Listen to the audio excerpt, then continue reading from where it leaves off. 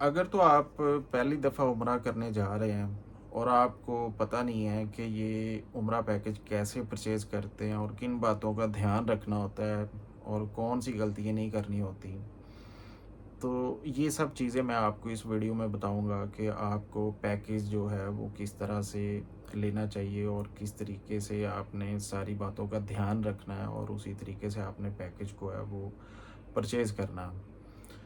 तो सबसे पहला जो नंबर 1 पे जो गलती आती है ना, वो ये होता है कि हर बंदा जो है वो जब भी पैकेज उसके सामने आता है ना, तो वो उसमें से सस्ता पैकेज ढूँढने की कोशिश करता है कि वो जितना भी सस्ता होगा वो उसी पे जाएगा। और ये एक बड़ी गलती होती है, जो सबसे ज़्यादा फ़ोकस जो होता है वो यही होता है कि जी मैं कम पैसों पे जाऊँगा, इसके अलावा उसमें सर्विसेज़ क्या-क्या हैं, उसमें एयरलाइन कौन-सी है, उन चीज़ों का ध्यान कोई नहीं रखता और सिर्फ़ यही फ़ोकस होता है कि भई सस्ता बता दें। उस वक़्त बंदा ये कहता है भई हम जैसे भी जहाँ भी वो कोई रखेगा हम रह लेंगे, तो हमें जो है ना वो सस्ता होना चाहिए। तो ये सबसे बड़ी गलती होती है। आप लोगों ने अगर कोई सस्ता पैकेज, ज़ाहिर-सी बात है हर कंपनी ने सस्ते पैकेज भी होते हैं, मीडियम लेवल के भी होते हैं और कॉस्टली भी होते हैं। तो अब सस्ता पैकेज जब आप देखते हैं तो आपको सिर्फ़ एक पैकेज नहीं, आपको 3-4 कंपनीज़ के जो पैकेज हैं ना वो भी कलेक्ट करने चाहिए और उनको कंपैरिज़न करना चाहिए कि आप जो सस्ता पैकेज है उसमें होटल कौन से हैं, उसमें एयरलाइन कौन-सी है। तो सेम दूसरी तरफ भी डिस्टेंस उतना ही है, एयरलाइन कौन-सी है। तो जो तो सही कंपनीज़ काम कर रही हैं ना, वो उनके तो आपस में पैकेज जो है ना, आपस में अगर कोई फ़र्क आएगा भी ना, तो 5 से 10-15 हज़ार रुपए के अंदर बाहर फ़र्क होगा, इससे ज़्यादा फ़र्क नहीं होगा। तो अब मार्केट में अब ये भी देखा गया है कि बहुत सारे ऐसे जो लोग हैं, वो इतना सस्ता पैकेज करके लोगों को बता रहे हैं, तो वो ज़्यादा क्या, वो होते ही फ्रॉड है। आपको इस चीज़ से अंदाज़ा होना चाहिए कि एक अगर 3-4 पैकेज आपने किसी कंपनी से लिए हैं, मुख्तलिफ़ कंपनियों से, तो अगर मिसाल के तौर पे 2,50,000 रुपए के राउंड अबाउट उनका रेट चल रहा है, किसी का 245 है, 250 है, 255 है, इसी के राउंड अबाउट घूम रहा है और एक यकदम पैकेज आपके सामने ऐसा आ जाता है, वो कहता है जी 2,10,000 रुपए में हम आपको भिजवाएँगे। सेम डिस्टेंस, सेम आपको जो है वो एयरलाइन भी सेम देंगे और सारा कुछ वो तो अब 2,10,000 देख के लोग लालच में पड़ जाते हैं और उसकी तरफ जो है वो जाना शुरू हो जाते हैं। वो महीने 2 महीने के बाद वो जनाब फ्रॉड करेगा, काफ़ी सारा पैसा इकट्ठे करेगा और जो है वो फ्रॉड करके निकल जाएगा। तो इस वक़्त जो है, जो सस्ता सबसे पैकेज दे रहा होता है ना, उससे सवाल-जवाब ज़्यादा करें कि भई आपका सस्ता क्यों है? जब मैंने 5, 6, 7 पैकेजेज़ देखे हैं, उनका 2,50,000 रुपए के राउंड अबाउट सबका चल रहा है, तो तुम 2,10,000 में भई कैसे दे रहे हो? तो एक तो ये चीज़ों का आपने ध्यान रखना है कि सबसे कम वाला जो पैकेज है ना, उसको आपने ज़्यादा फ़ोकस करना है सवाल-जवाब के लिए, ठीक है? और जो दूसरी कंपनीज़ हैं जिनका जो सही काम कर रही हैं, उनका पैकेज थोड़ा कॉस्टली होगा। कॉस्टली से मुराद ये नहीं होता कि वो सारे उसमें वो सर्विस चार्जेज़ वो अपने तौर पे ही खा रहे हैं या कर रहे हैं। वो जेन्युइन उसका खर्चा ही इतना है। अब मैं इस वक़्त की बात करूँ तो सऊदी एयरलाइन का टिकट जो ऑलमोस्ट ग्रुप का जो टिकट है वो 1,80,000 रुपए के राउंड अबाउट है और 15 से 20 दिन का जो वीज़ा है वो कोई 45,000 रुपए के राउंड अबाउट है, 40 से 50,000 कह लें। तो उस हिसाब से आप देखें कि 1,80,000 में आप चलें, 40,000 भी डालें, तो तकरीबन ये 2,20,000 25,000 जो है ये तो आपका सिर्फ़ वीज़ा और टिकट ही बन जाता है। इसके बाद आपका जो है वो अकोमोडेशन, ट्रांसपोर्टेशन वो चीज़ें ऐड होंगी, ज़ियारत ऐड होंगी, फिर वो अमाउंट ऊपर चली जाएगी। अब ये सीधी-सीधी बात समझ आ रही है कि वीज़ा और टिकट जो है वो दोनों जस्ट सिर्फ़ ये चीज़ें डालें तो 1 लाख 2,20,000 25,000 तो इसका बन रहा है। तो एक बंदा कह रहा है मैं 2,10,000 में दे दूँगा, तो वो कैसे पॉसिबल है? हो ही नहीं सकता, ठीक है? एक तो आपने ये सस्ता पैकेज वाला जो गलती है ना, इस पे आपने ये नहीं करनी। आपको इस पे बिल्कुल छानबीन करके तो फिर उसके बाद आपने उसका डिसीजन लेना है। और जो जिनके थ्रू आप जा रहे हैं वो प्रॉपर उनका ऑफिस हो, उनकी पुरानी हिस्ट्री भी हो, उनके पास जाना है, नए बंदे के पास नहीं जाना आपने। नए बंदे जो होते हैं वो फ्रॉड के लिए सीज़न में स्टार्ट में आते हैं, 1 डेढ़ माह 2 माह काम किया और भाग जाते हैं। एक तो आपने ये गलती नहीं करनी। दूसरा जो है वो होटल का डिस्टेंस बड़ा ज़रूरी है। हमारे पाकिस्तान में ज़्यादातर लोग जो है वो बुज़ुर्ग लोग जाते हैं या पेशेंट होते हैं, उनको वो इतना ज़्यादा चल फिर नहीं सकते।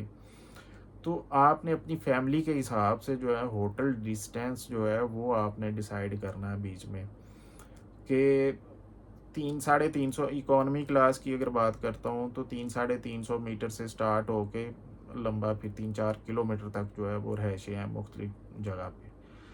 तो आपको जो कॉस्ट पड़ती है, एक तो होटल डिस्टेंस की पड़ती है, दूसरा होटल कैटेगरी की पड़ती है। होटल की कैटेगरी कैसे, इकोनॉमी है, प्लस है, या स्टैंडर्ड होटल है, या 3 स्टार 4 स्टार होटल है, वो उस हिसाब से।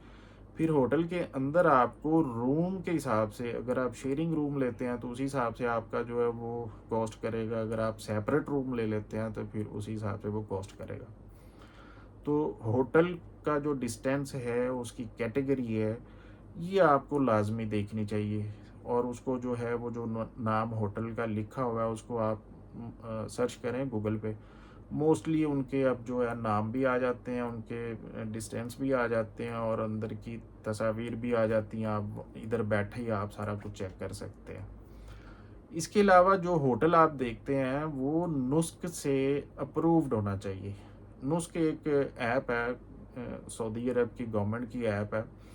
अब ये है कि नुस्क हर होटल को अप्रूव करती है कि ये होटल उम्रे के लिए सेल हो सकता है।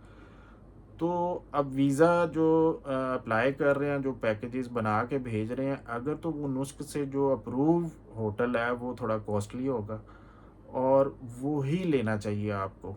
और अगर कुछ एजेंट ऐसे हैं कि वो खाली वीज़ा किसी से लेके ग्रुप को साथ ले जाते हैं और जाके अपनी मर्ज़ी से वहाँ पे रहायशें दे देते हैं, वो नुस्ख से अप्रूव्ड नहीं होती। वो रहायशें बिल्कुल खस्ता हालत में होती हैं, वहाँ पे जाके प्रॉब्लम्स क्रिएट होती हैं। तो लिहाजा ये भी एक आपने माइंड में रखना है कि आपने जो होटल लेना है वो नुस्ख से अप्रूव होना चाहिए। इसके बाद जो है आपको एयरलाइन भी आपने उस पे भी फोकस करना है कि एयरलाइन आपकी पहले नंबर पे तो डायरेक्ट है, लाहौर जद्दा लाहौर है, या वाया के साथ है। वाया यानी कि अगर एमरेट्स एयरलाइन है, लाहौर दुबई, दुबई जद्दा, इसी तरह वापस आएगी। कुवैत है तो लाहौर कुवैत जद्दा, एक स्टॉप करके एयरलाइन जाएगी, तो इसी तरह वापसी पे भी इतनी आएगी।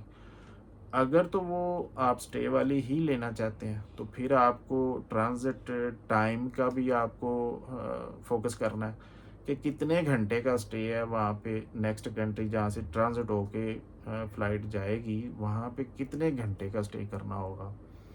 इस बात का भी आपने रखना है। वो आप फिर अपने हिसाब से, कि आपकी फैमिली में सारे जवान लोग हैं तो फिर आप वाया के साथ चले जाएं, या जैसे भी होटल दूर ले लें, आपको मसला नहीं है तो आप फिर उसी हिसाब से अपना जो है वो पैकेज लेंगे। तो अगर बुज़ुर्ग लोग हैं तो फिर आपको इन चीज़ों का ध्यान रखना पड़ेगा कि भाई हम वाया फ़्लाइट के साथ नहीं जा सकते, हम डायरेक्ट जाएंगे। इसके बाद डायरेक्ट फ़्लाइट में भी आपने ये देखना होता है कि आप सऊदी एयरलाइन को ज़्यादा लोग प्रेफर करते हैं कि उनकी एक सर्विसेज अच्छी हैं, टाइम पे जाती हैं, टाइम पे आती हैं, और एयरपोर्ट पे इनको थोड़ा सऊदी एयरलाइन लेने की वजह से सहूलियात भी मिलती हैं। और इसमें आपने सामान की भी जो है वो भी चीज़ फोकस करनी है कि आप अगर सऊदी एयरलाइन ले रहे हैं तो इसमें 23 किलो जाने का और 23 किलो आने का एक बैग, इसका किराया कम होता है। और 23 किलो जाने का और वापसी पे 46 kg अगर आप लेते हैं तो उसका किराया थोड़ा ज़्यादा होता है। ये चीज़ का भी ध्यान रखना है कि आपके पास जाते हुए सामान कितना होगा और वापसी पे सामान कितना होगा, ये एक अंदाज़ा हो जाता है फैमिली को। तो आपने टिकट भी उसी हिसाब से लेनी है कि इसमें लगेज कितना है, एक आपने ये चीज़ का भी ध्यान रखना है। और इनके किराए में भी फ़र्क होता है। पाकिस्तान से जो डायरेक्ट फ़्लाइट है, सऊदी एयरलाइन है, PIA है, एयर ब्लू है, एयर सियाल है, अब फ्लाई जनाब भी जा रही है। तो इनकी आपस में सर्विसेज के हिसाब से भी किराए कम ज़्यादा और डेट के हिसाब से भी किराए कम ज़्यादा होते हैं। तो ये फ़्लाइट के बारे में भी आपको लाज़मी छानबीन करनी चाहिए। इसके अलावा जो है ट्रांसपोर्ट की थोड़ी बात करूँगा। ट्रांसपोर्ट में शटल सर्विस जो है ना, एक राउंड ट्रिप ट्रांसपोर्ट, एक शटल सर्विस, ये 2 बातें जो है ये अक्सर बोली जाती हैं। तो लोगों को इनकी समझ नहीं आती कि राउंड ट्रिप ट्रांसपोर्ट क्या है, शटल सर्विस क्या है। राउंड ट्रिप ट्रांसपोर्ट हम उसको कहते हैं कि आप जैसे यहाँ से पाकिस्तान से गए, जद्दा एयरपोर्ट उतरे, उतर के जो आगे बस खड़ी होगी जो आपको मक्का लेके जाएगी होटल तक, और फिर वही बस जब आप मक्का में 3-4 नाइट्स 5 नाइट्स पैकेज के हिसाब से गुजार लेते हैं, फिर आप चले जाते हैं मदीना। फिर वहाँ पे जितनी नाइट्स हैं वहाँ से गुजार के आप वापस मक्का आएंगे, फिर रिमेनिंग नाइट्स मक्का में गुजार के फिर आप जद्दा एयरपोर्ट पे आएंगे। ये जो बस सर्विस आपको मिल रही है ना, इसको बोलते हैं राउंड ट्रिप ट्रांसपोर्ट। और एक होती है शटल ट्रांसपोर्ट, शटल सर्विस। वो क्या होती है कि जो हरम से होटल दूर होते हैं, जहाँ से पैदल नहीं आया जा सकता, तो उन होटलों ने फिर अपनी एक बस रखी होती है जो हाजियों को हरम तक छोड़ जाती है, फिर जाने वाले वापस ले जाती है।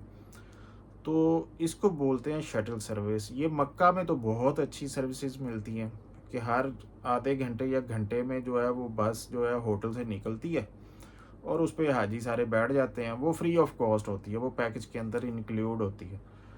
तो वो आपको जो है वो हरम के पास ज़्यादातर क्लॉक टावर के नीचे या बैक साइड पे वो आपको उतार देते हैं।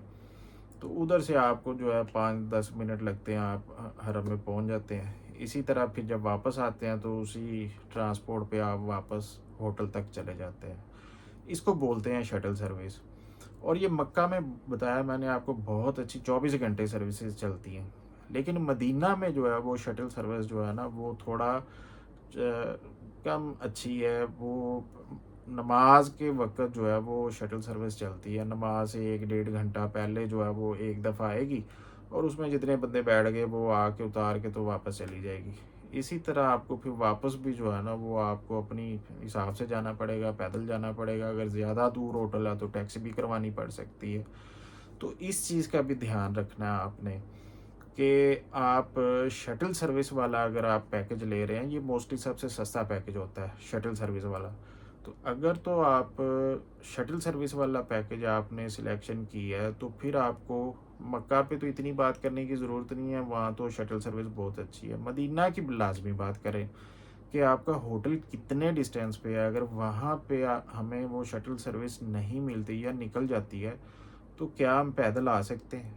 ये ना हो कि इतना दूर हो कि हमें टैक्सी का खर्चा भी हमें पड़ जाए, फिर हम उस पे आना जाना करें। तो अगर वो शटल सर्विस उनका मदीने का होटल दूर है तो फिर आपको चाहिए कि मक्का में शटल सर्विस वाला होटल ले लें, और मदीना में जो है वो आपको चाहिए कि थोड़ा नज़दीक होटल ले लें जहाँ से आप वॉक करके मस्जिद नबवी तक पहुँच सकते हैं। तो ऑलमोस्ट ये सारी बातें जो हैं पैकेज लेते वक्त आपको ध्यान में रखनी है। तो अगर आप इन चीज़ों पे ध्यान कर लेते हैं तो उसमें आपका जो है उम्मीद है कि पाकिस्तान के अंदर रहते हुए भी एक अच्छा पैकेज आप सिलेक्ट कर लेंगे, और उसके बाद जब आप सऊदी अरब जाएंगे तो आपको किसी किस्म की कोई परेशानी या कंप्लेन वो नहीं आएगी। अगर इन बातों का ध्यान नहीं रखते, आप सिर्फ़ और सिर्फ फ़ोकस करते हैं कम पैसों पे और सर्विसेज पे बात नहीं होती, तो फिर आप यकीन करें आप वहाँ पे जाके आपके लिए बहुत ज़्यादा मुश्किल होगी, और कदम कदम पे कंप्लेन ही कंप्लेन होगी कि हमारा होटल ऐसा है, हमारा रूम ऐसा है, हमें आपने फ़्लाइट ये वाली दे दी, हमें वहाँ 10 घंटे बैठना पड़ गया। ये इस तरह की बातें होंगी। तो उम्मीद करता हूँ कि मैंने काफ़ी डिटेल से आपको समझाने की कोशिश की है। तो इंशाल्लाह मिलते हैं अगली वीडियो में। अगर आपका कोई सवाल हो इस हवाले से तो इंशाल्लाह मैं आपको रिमार्क्स में लाजमी उसका जवाब दूँगा। तो इंशाल्लाह मिलते हैं अगली वीडियो में। अल्लाह हाफ़िज़।